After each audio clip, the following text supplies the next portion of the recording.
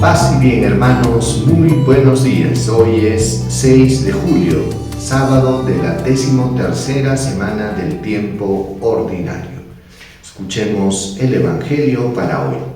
En el nombre del Padre, del Hijo y del Espíritu Santo. Amén. Del Evangelio según San Mateo, capítulo 9, versículos del 14 al 17. En aquel tiempo los discípulos de Juan se acercaron a Jesús preguntándole: ¿por qué nosotros y los fariseos ayunamos a menudo y en cambio tus discípulos no ayunan? Jesús les dijo: ¿es que pueden guardar luto los amigos del esposo mientras el esposo está con ellos? Llegarán días en que les arrebatarán al esposo y entonces ayunarán. Nadie echa un remedio de paño sin remojo a un manto pasado, porque la pieza tira del manto y deja un roto peor. Tampoco se echa vino nuevo en odres viejos, porque revientan los odres, se derrama el vino y los odres se estropean. El vino nuevo se echa en odres nuevos, y así las dos cosas se conservan. Palabra del Señor. Gloria a ti, Señor Jesús. Queridos hermanos, hoy se acercan los discípulos de Juan el Bautista para preguntar a Jesús sobre el ayuno, sobre una práctica religiosa, y le preguntan por qué nosotros y los discípulos de los fariseos ayunan a menudo, en cambio los tuyos no. Es bueno que sepamos que la práctica del ayuno entre los judíos era una práctica religiosa común, sobre todo en aquellas personas que estaban siguiendo un camino de vida espiritual. Entonces ellos se cuestionaban y se preguntaban por qué los discípulos de Jesús no ayunaban. La respuesta de Jesús fue muy clara y a la vez muy iluminadora, porque dice: ¿cómo van a ayunar los amigos del esposo mientras el esposo está con ellos? Cuando sea arrebatado el esposo, entonces sí ayunarán. En otras palabras, ellos tenían que gozar y disfrutar de la presencia de Cristo, del Mesías en medio de ellos. No podía ser un tiempo penitencial, un tiempo de ayuno, sino por el contrario, era un tiempo de fiesta. Porque había llegado la gran visita, el esperado de los tiempos, el Mesías prometido estaba entre ellos. No cabía lugar al luto, al ayuno, a la penitencia, sino a la celebración.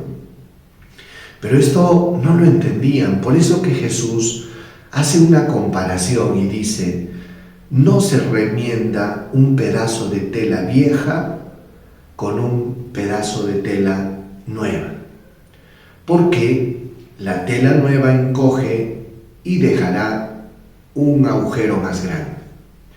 De la misma manera, no se puede echar vino nuevo en odres viejos, porque el vino nuevo fermenta, reventará los odres, se perderá el vino y se perderá también los odres. Hizo esta explicación Jesús por este motivo. Quería decirles que para comprender la buena nueva del reino se necesitaba, hermanos, una mentalidad nueva.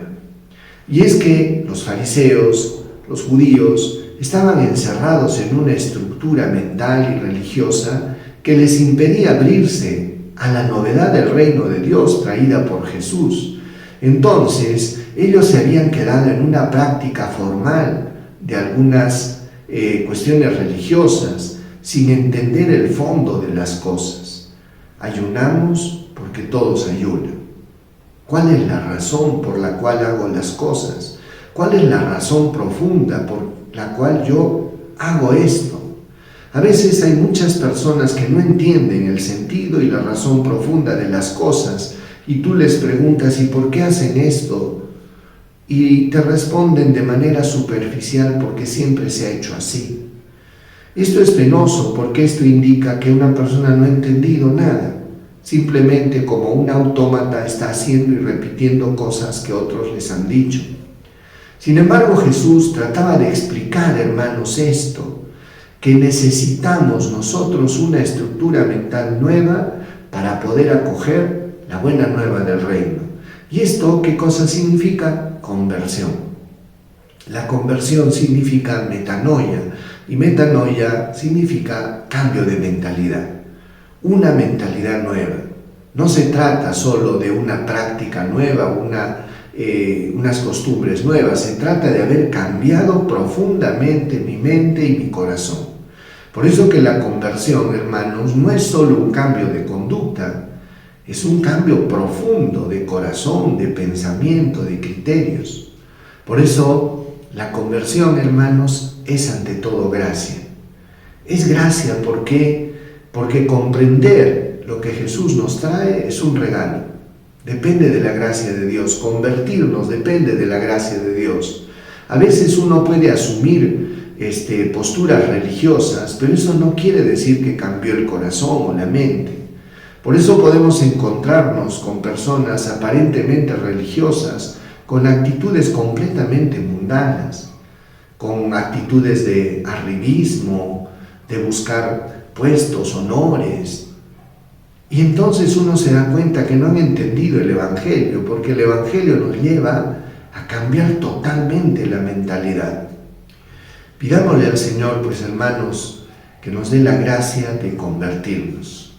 Dice un salmo: conviérteme, Señor, y me convertiré. Esto debemos suplicar al Señor, que nos dé la gracia de la conversión para entender los misterios del reino y para aplicarlos en nuestra vida. Vamos a recibir la bendición.